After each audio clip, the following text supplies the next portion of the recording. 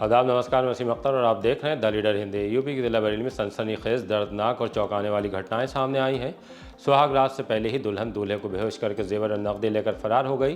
5 दोस्तों ने पार्टी की और एक की संदिग्ध मौत हुई है। हरियाणा से लौटते वक्त तिलियापुर के 2 कपड़ा कारोबारी हादसे में जान गंवा बैठे। रामपुर गार्डन में एक बड़े डॉक्टर का व्यावसायिक भवन बीडीए ने सील कर दिया है। छावनी एरिया में बड़ी तोड़फोड़ के बाद बुलडोजर कुछ दिन के लिए खामोश कर दिया गया। एसएसपी ने 26 अपराधियों की हिस्ट्री शीट खुलवाई तो डीएम ने 2 को जिला बदर कर दिया है। चलती बाइक से लूट करने वाले गिरफ्तार कर लिए गए। शिक्षा विभाग में रिश्वत का बम ऑडियो वायरल होने से फूटा है। विजिलेंस की टीम बीसलपुर से लेखपाल को 20,000 की रिश्वत लेते दबोच लाई है। कल से दुधवा नेशनल पार्क खुल रहा है और पुलिस की भर्ती परीक्षा भी होगी। आइए आपको ये और इन जैसी दूसरी बड़ी खबरों की तफसील बताते हैं। दूल्हे को बेहोश कर दुल्हन ले गई जेवर नकदी। देहरादून से वो दुल्हन को लेकर फरीदपुर के गांव खलपुर में अपने घर आ गया। नई उमंग उम्मीदों का साथ और पहली रात थी। 5 फीट लंबाई वाली खूबसूरत दुल्हन ने पहले दिन ही रात में उसे अपने हाथों से खाना बनाकर खिलाया। वो खाना खाता चला गया। बस यहीं उसकी उम्मीदों का नया जहां बसने की बजाय उजड़ गया। वो सुहाग रात की सेज पर बेहोश हो गया। रात में 1 बजे आंख खुली तो देखा जिसे वो 7 फेरों के बाद पत्नी बनाकर लाया था वो गायब है। उसने शादी पर 70,000 रुपये खर्च किए थे, जेवर खरीदे थे, कुछ पैसा बच भी गया था। सब कुछ नदारत था। इसके बाद सचिन को रात भर नींद नहीं आई। सुबह थाने पहुंचकर पुलिस को तहरीर दी। बताया कि देहरादून में घरों पर प्लास्टर का काम करता है। वहीं उसकी मुलाकात मीनाक्षी से हुई। बाद में बात शादी तक पहुंची। उसे घर लेकर आया था। उसने खाने में बेहोशी की दवा मिलाकर खिलाई और जेवर नकदी लेकर फरार हो गई। पुलिस ने तहरीर लेने के बाद मामले की जांच शुरू कर दी है। रामपुर गार्डन में डॉक्टर गोपाल दत्त का भवन सील। बीडीए और कैंटोनमेंट बोर्ड का बुलडोजर आज थमा रहा, लेकिन कुछ भवनों को सील करने की कार्रवाई जारी रखी है। रामपुर गार्डन में डॉक्टर गोपाल दत्त के निर्माणाधीन भवन को लेआउट पास नहीं होने पर सील कर दिया गया है। बीडीए के संयुक्त सचिव दीपक कुमार ने बताया कि 250 वर्ग मीटर में व्यावसायिक भवन का निर्माण कराया जा रहा था, उस पर सील लगा दी गई है। यही कार्रवाई भिथरी चैनपुर के उड़ला जागीर में 4 दुकानों पर की गई है, जिनका निर्माण हाजी जहीरुद्दीन करा रहे थे। अगर सील तोड़कर निर्माण जारी रखने का दुस्साहस दिखाया तो फिर FIR कराने की कार्रवाई की जाएगी। किसी को भी बख्शा नहीं जाएगा। कपड़ा कारोबारियों की मौत से हिला तिलियापुर। जुमे को हरियाणा से लौटते वक्त सीबीगंज में तिलियापुर के रहने वाले कपड़ा कारोबारियों की कार अमरोहा में हादसे का शिकार हो गई, तब जबकि एक भारी वाहन गजरौला हाईवे पर अवैध कट पर तेजी से सामने आ गया। तेज रफ्तार कार उससे जा टकराई। कार में आगे बैठे सलमान और जाहिद की मौत हो गई। 3 अन्य घायल हो गए हैं। जैसे ही सलमान और जाहिद की मौत की खबर उनके घर पहुंची, सभी लोग बिलख उठे। जिसने भी सुना उसके मुंह से आह निकल गई। तीनों घायलों का इलाज और जिनकी मौत हुई है उनकी लाश का पोस्टमार्टम कराया जा रहा है। पोस्टमार्टम रिपोर्ट से फाश नहीं हो सका राज। कैंट इलाके के नकटिया में रहने वाले 4 दोस्तों में एक की रहस्यमयी मौत का राज पोस्टमार्टम रिपोर्ट से भी साफ नहीं हो सका। रजनीश 26 साल का बिस्तर सुरक्षित कर लिया गया है।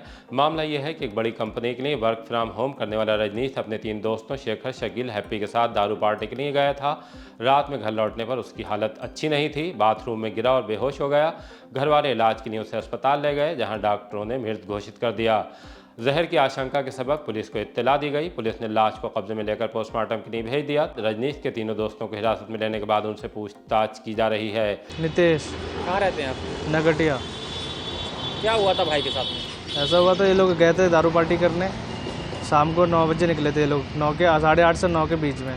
फिर वहाँ से आए तो फिर देखा तो भाई मेरा दारू में धुत था। फिर वहाँ पे हम लोगों ने देखा उनकी तबीयत थोड़ी ख़राब हो गई। फिर हम हॉस्पिटल लेकर गए, तब तक उन्होंने अपना दम तोड़ दिया था। फिर डॉक्टर ने बोला कि इन्हें किसी ने पॉइज़न वगैरह दिया है, जो भी इन्होंने करा है उससे पहले पॉइज़न दिया है, या फिर क्या नाम है जैसे अभी साथ में पिला दिया हो।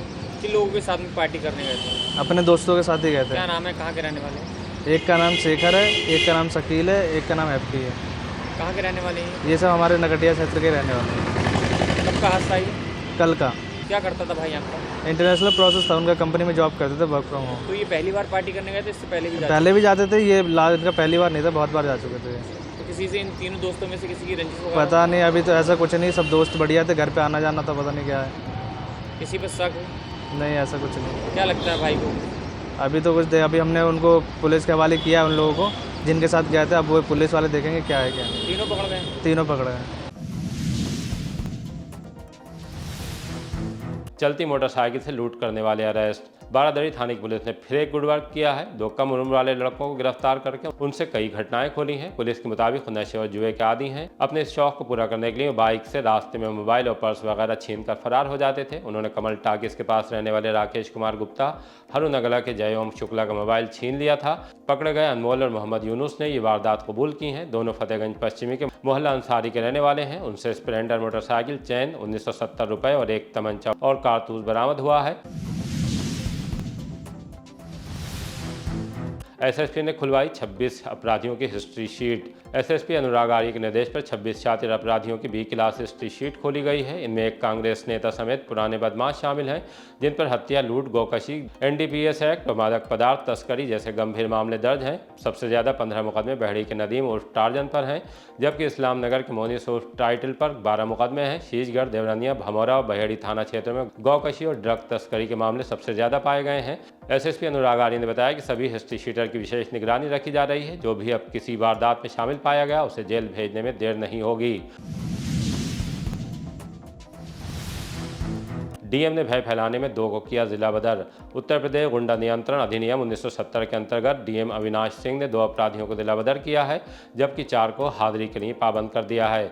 जिन्हें जिला बदर किया गया है उनके नाम बाबूराम निवासी लालपुर और अमन निवासी मोहल्ला टांडा थाना बहेड़ी शामिल हैं। हाजिरी के लिए पाबंद किए जाने वालों के नाम हरिओम, अरविंद शर्मा, अशफाक और सोनू अरविंद हैं। डीएम ने कहा है कि अपराधियों पर जिला बदर जैसी कार्रवाई आगे भी सख्ती से जारी रहेगी, ताकि समाज में भय फैलाने के उनके मंसूबों को नाकाम किया जा सके। शिक्षा विभाग में रिश्वत का बम, ऑडियो वायरल। आंवला क्षेत्र में शिक्षा विभाग से जुड़ा एक बड़ा मामला सामने आया है। एक बीईओ का रिश्वत मांगने का ऑडियो वायरल हो रहा है। आरोप है कि बीईओ ने 2 शिक्षकों से मिड डे मील और अन्य कार्यों के नाम पर रिश्वत मांगी और पैसे न देने पर उन पर 10 लाख रुपए रंगदारी मांगने का मुकदमा दर्ज करा दिया। मामले की शिकायत डीएमएबीएसए तक पहुंच गई है। ऑडियो वायरल होते ही खलबली मची हुई है। जांच कराकर दूध का दूध, पानी का पानी कर देने की मांग उठ रही है। 3000 रुपए वो हो गए, ठीक जी जी बचे।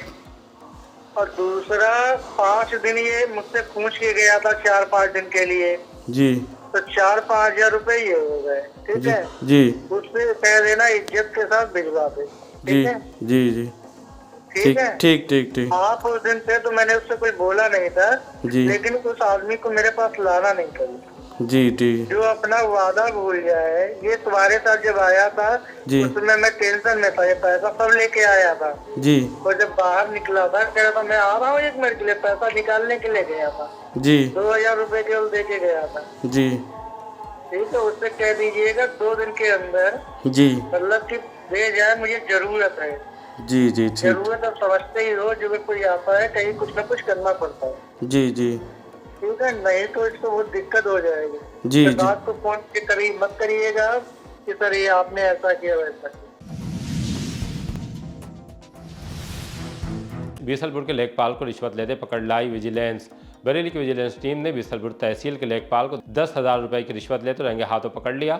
इल्जाम है कि लेखपाल संजीव कुमार किसान से जमीन के बंटवारे की रिपोर्ट के नाम पर घूस मांग रहा था। शिकायत के बाद विजिलेंस टीम ने जाल बिछाया और तहसील परिसर में लेखपाल को पकड़ लिया। टीम ने मौके से रुपए भी बरामद कर लिए हैं। आरोपी को हिरासत में लेकर बरेली ले आया गया है। एक और नाबालिग लड़की सुभाष नगर से लापता। थाना सुभाष नगर से नाबालिग लड़की के लापता होने का मामला सामने आया है। एक व्यक्ति ने थाने में तहरीर देकर बताया कि उनकी 17 वर्षीय बेटी बीती रात से गायब है।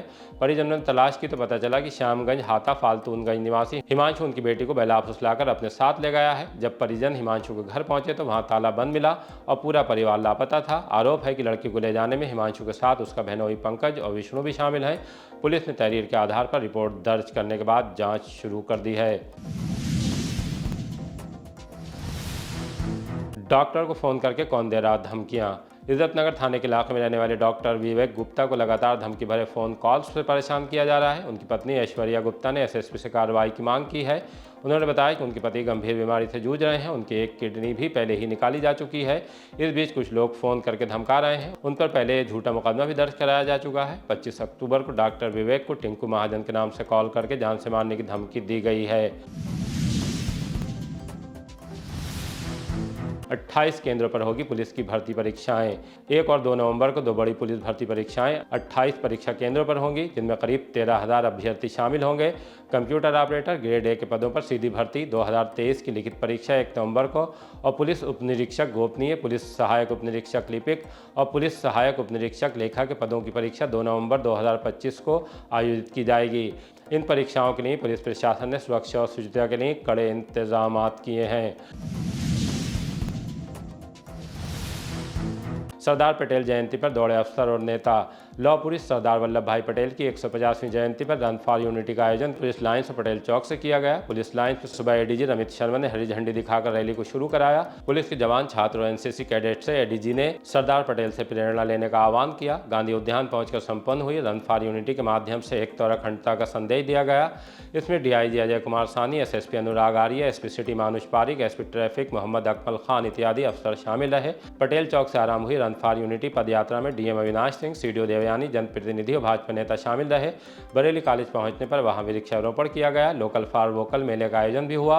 वन एवं पर्यावरण मंत्री डॉक्टर अरुण कुमार और विधायक भी यहां पहुंचे। इन्वर्टिस विश्वविद्यालय में 2 दिनी अंतर्राष्ट्रीय कॉन्फ्रेंस। इन्वर्टिस विश्वविद्यालय में विकसित भारत 2047 विषय पर 2 दिवसीय अंतर्राष्ट्रीय कॉन्फ्रेंस का आयोजन किया गया। ये कार्यक्रम विश्वविद्यालय कुलाधिपति डॉक्टर उमेश गौतम और कार्यकारी निदेशक पार्थ गौतम के नेतृत्व में हुआ। मुख्य अतिथि प्रोफेसर RS शर्मा। पूर्व कुलाधिपति चौधरी देवीलाल विश्वविद्यालय सिरसा ने कहा कि भारत 2047 तक एक विकसित राष्ट्र बनने की दिशा में तेजी से अग्रसर है। उन्होंने कहा कि आत्मनिर्भर भारत के लक्ष्य को साकार करने के लिए शिक्षा, अनुसंधान, नवाचार और नैतिक मूल्यों को साथ लेकर चलना जरूरी है। इन्वर्टिस विश्वविद्यालय कुलपति प्रोफेसर YDS आर्या ने कुछ अहम बातों पर जोर दिया है। कॉन्फ्रेंस के पहले दिन प्रस्तुत किए गए शोध पत्रों में भारत की अर्थव्यवस्था, नीति निर्माण और उद्यमिता के भावी परिदृश्य पर विचार विमर्श हुआ। कल से खुलेगा दुधवा नेशनल पार्क, नए नियम लागू। दुधवा नेशनल पार्क सैलानियों के लिए 1 नवंबर से खुलने जा रहा है। इस बार सैलानियों को नए नियमों के साथ जंगल सफारी का लुत्फ मिलेगा। पार्क प्रशासन ने साफ किया है कि अब कोई भी सैलानी पार्क में प्लास्टिक का सामान नहीं ले जा सकेगा।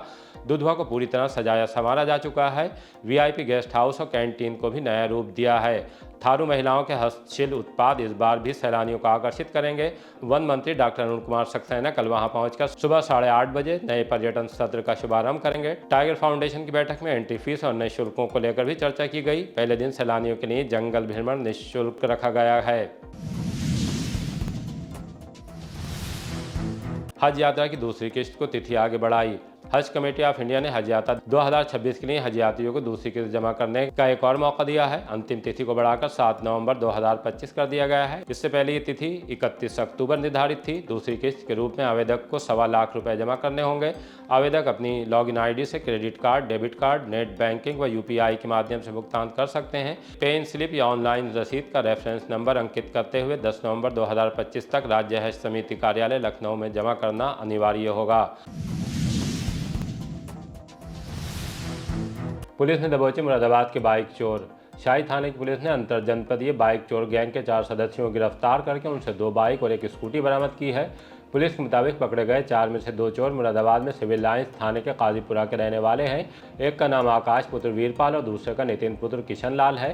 पहले की उम्र 22 साल और दूसरे की 20 साल है। दोनों मीरगंज थाने के गांव सिल्लापुर के रहने वाले विश्वजीत सिंह उर्फ सत्येंद्र और विपिन के साथ मिलकर बाइक चुराने के धंधे में लगे थे।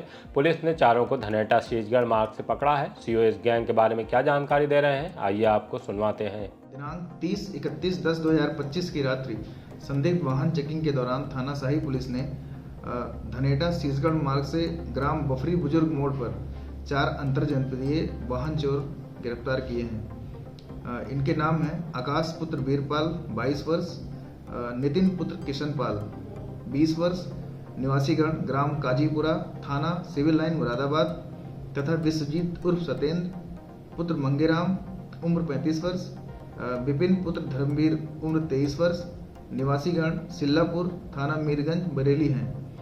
इनके कब्जे से 2 मोटरसाइकिल व 1 स्कूटी बरामद की गई है। प्रकरण में मुकदमा अपराध संख्या 526/25 पंजीकृत किया गया है। आगे की विधिक कार्रवाई की जा रही है। इसी तरह के ताज़ा अपडेट जानने के लिए देखते रहिए द लीडर हिंदी। विदा लेने से पहले हमारी आपसे गुजारिश है कि हमारी रिपोर्टिंग पसंद आ रही है तो खबरों को शेयर कीजिए और हमारे चैनल को सब्सक्राइब करके हमारा हौसला ज़रूर बढ़ाइए।